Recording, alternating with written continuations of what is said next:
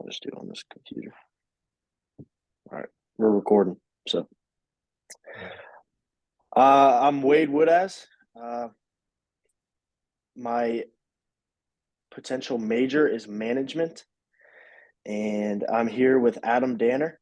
And Adam, I'll just give me a brief overview of what you do, your job title, and a little description of your responsibilities in that field and your job.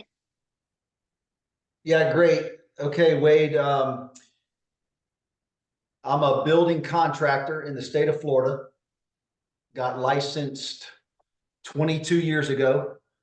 I've been in the residential field mainly, so custom houses, renovations of single family homes, a little bit of commercial work, but typically from ground up construction, starting with vacant land all the way through completion of a custom home is 90% of my work. The other 10% is buying a house, fixing it up, things like that. But yeah, general contractor, building contractor, they're sort of interchangeable, but that's what I've done for the last 20 years plus years. Gotcha. What's your current company name? It's RSB Construction, correct? Yeah, so RSB Construction, it's the initials of my brother-in-law, who 25 years ago was my business partner. And then we sort of generated a reputation and never wanted to change the name. So RSB Construction Inc. Gotcha. And I was going to get into that with you of how did you get started? So obviously you started off as a business partner with him. Did he end up retiring, or did you want to branch off into your own thing and just keep the name? How did that come about? Well, it actually goes back before him. So coming out of college, I got a job as a superintendent with a local custom home builder. So they were hiring project manager, job superintendents, which is sort of an entry level position in the construction field. So I would zero experience, started going to jobs and sort of watching what they did, but hired more as a supervisor or superintendent role. And then after 2 years, that company offered all of its employees the opportunity to get their own contractor's license. And so I took that opportunity. I got licensed myself.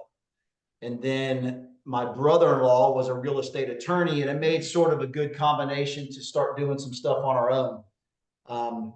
I knew I could run a job, and I had him sort of doing the land and contracts and things. So we were able to do a couple on our own. And then I made the leap just to leave the builder I was with and start doing my own projects. Gotcha. And so did you have any internships start up, or was your first experience with construction as that job with as an superintendent of a site? Well, I had a small business before, which was commercial window tinting, which I thought was in the construction industry. So I would be on construction sites, but that was my only experience being on jobs. And so I was sort of fresh, real fresh in the building industry. But this company didn't care. They wanted somebody with a driver's license and somebody that was responsible enough to show up to work every day. And then they were going to teach me everything I needed to know. And that's kind of the way it happened. Sounds nice. Show up and they prepare you with what to do. So, yeah, I was not college educated in building construction. I sort of learned on the job, 100% on the job. And I learned their methods first, and then I saw how I wanted to do things. And then when I went on my own, I sort of took some of what I learned versus and just mixed it with my own process. And that's what I've done to this day.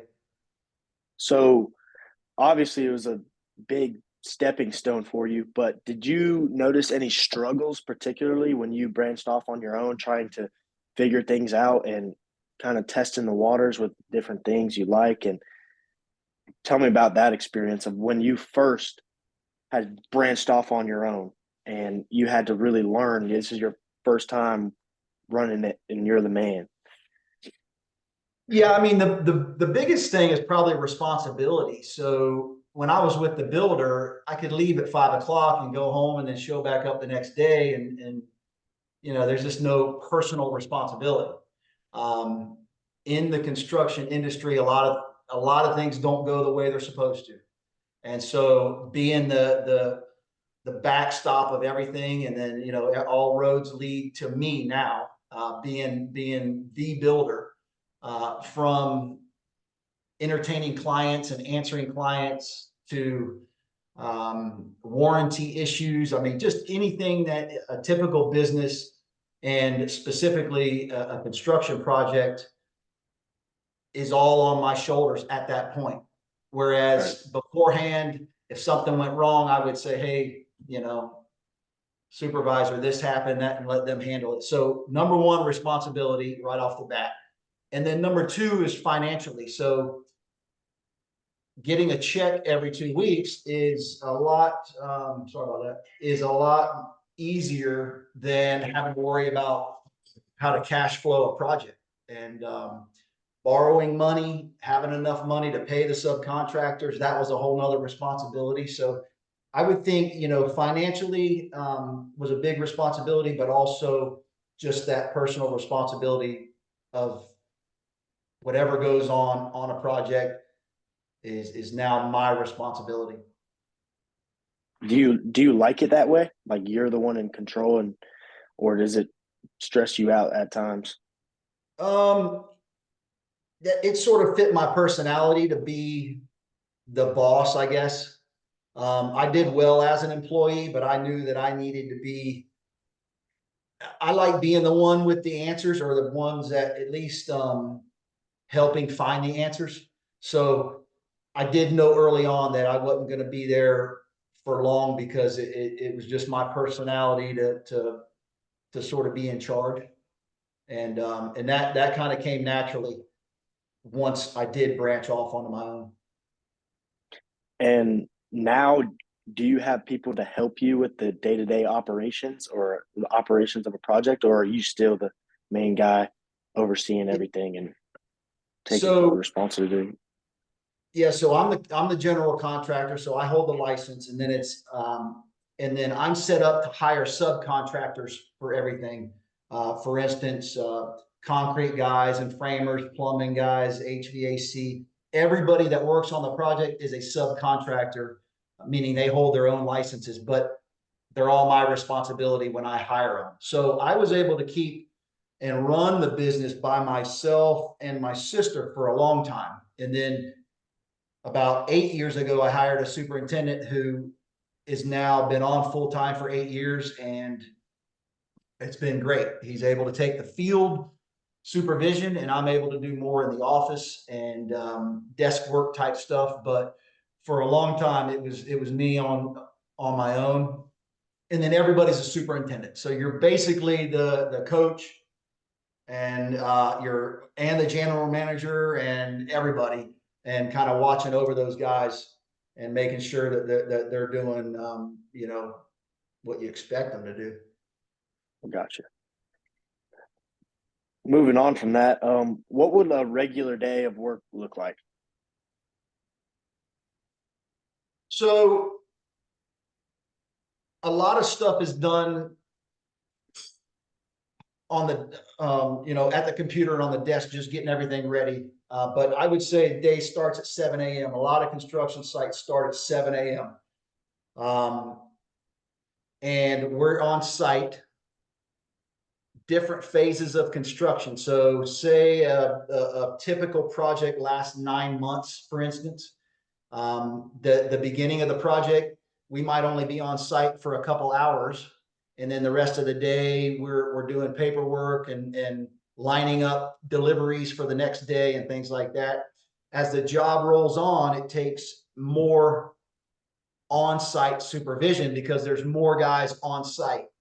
For example, today I have a project and I have 5 different subcontractors on site today. So we've had a lot of on-site supervision today because they all have various questions throughout the day. So it really, in construction, there's definitely not a typical day or typical hours, but you know, you're getting to the job site early for sure. But my whole system is doing the desk work the night before to get organized for the next day. And then it makes the day, you know, you're going to have hiccups, but it does make the day, the following day fall in line a little bit easier.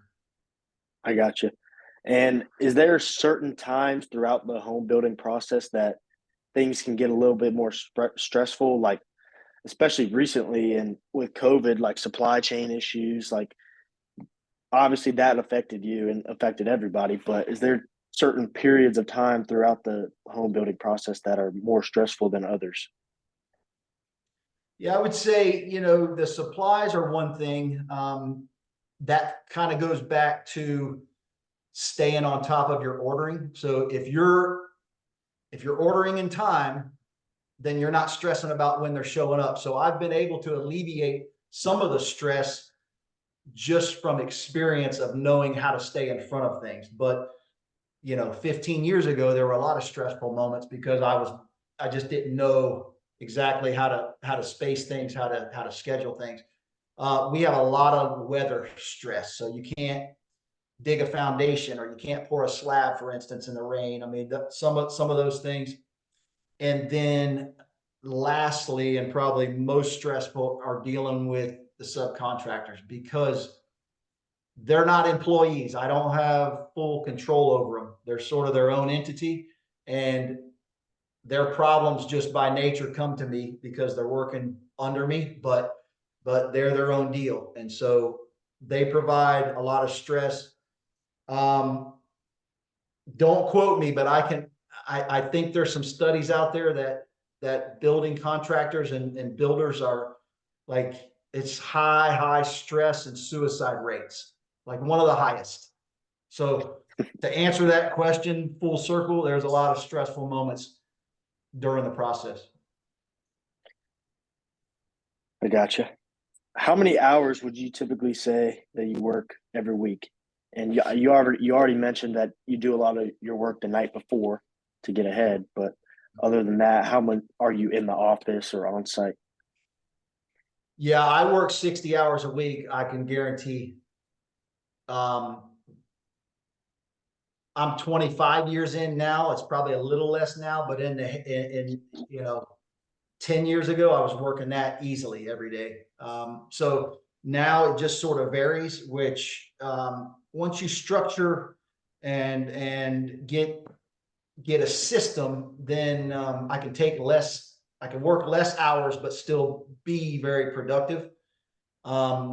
It's also a position, a job that you can do a lot by phone too, so a lot of things can be done when I'm not physically on the job.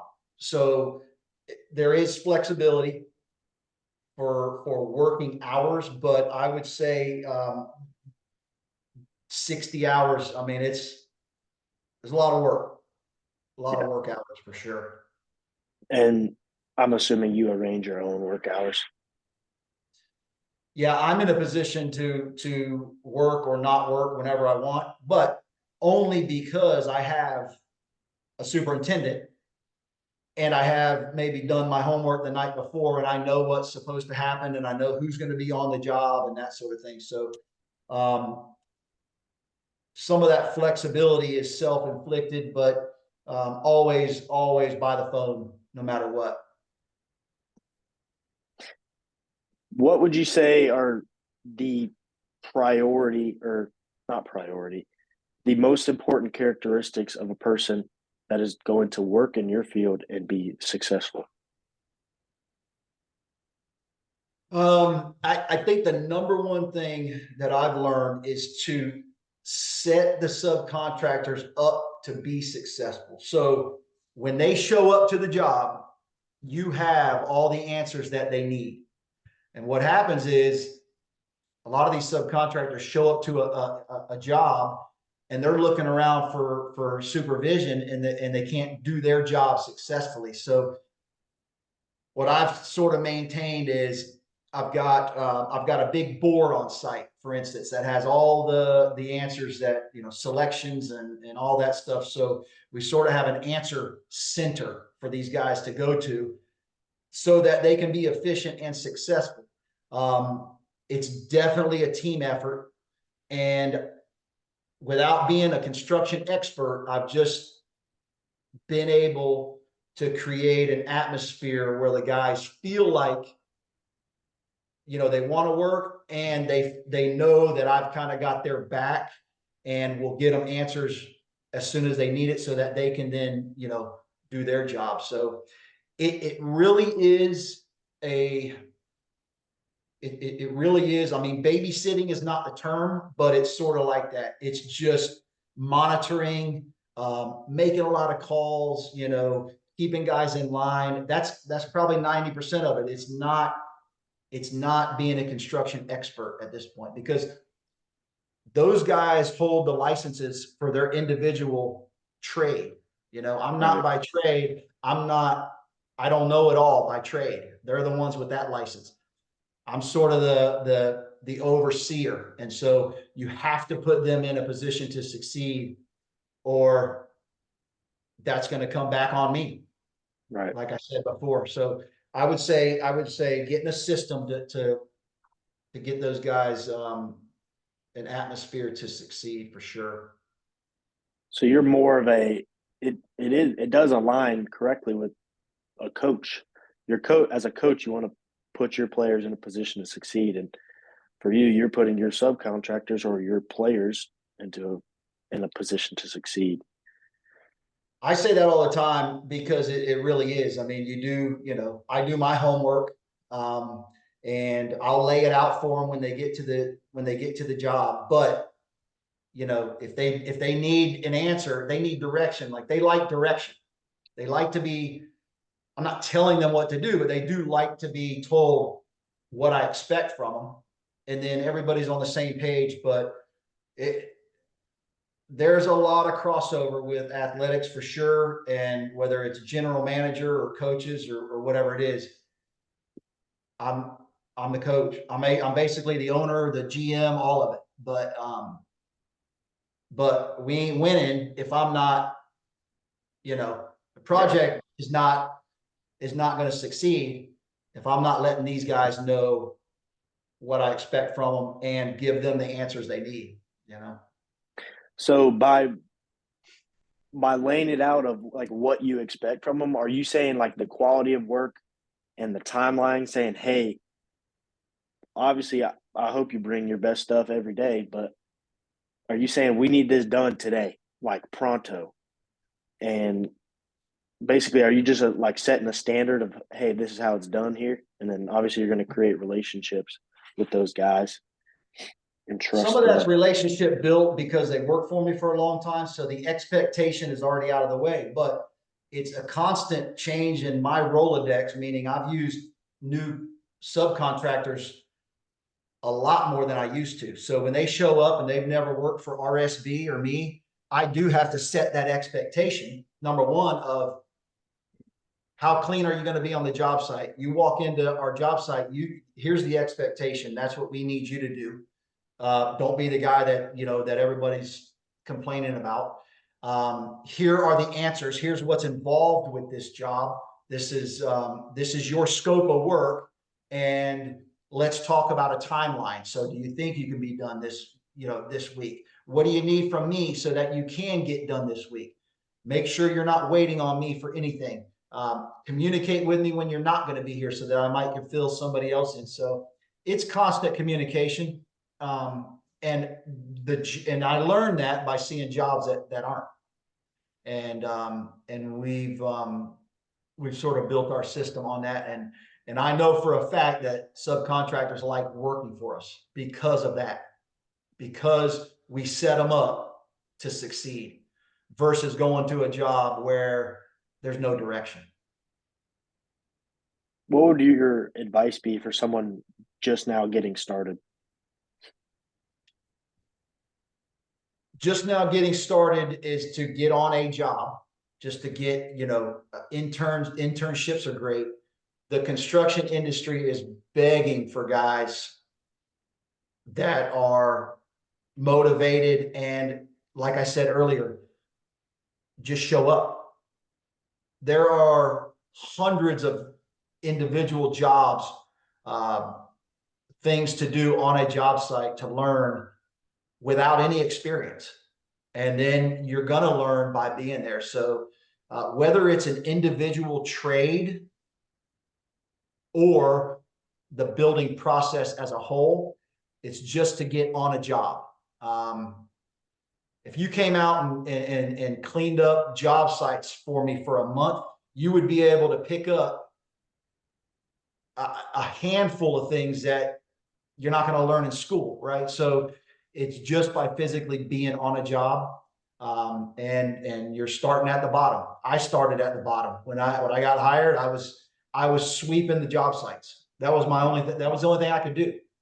And then you start building a relationship with the subcontractors, and then you see the process, and it sort of evolves. But certainly to get on the job is really the only thing that I could see being beneficial if you're getting into the business. Gotcha. And last question, what is the most rewarding part of your job? There is a satisfaction in the completion of a build. So if you document it, you have a clean slate, and then you end up with, somebody that calls their dream home. They're going to live in it and raise a family, and that, and so there is an aspect to you're providing someone probably their most precious asset in their house. And they're relying on me to do that from, we start building a relationship, and it lasts for a year because we're sort of working hand in hand in that. So the rewarding part is just seeing somebody move into what and fulfilling their expectation, so you're providing them. I'm trying to think of something else you could provide them that, that would equal that, but that's, that's the natural reward in this business. That's awesome. Thank you again, Adam. Thank you for your time and this learning experience for me. I really appreciate it. All right, buddy. Good luck. Thank you. Thanks for having me.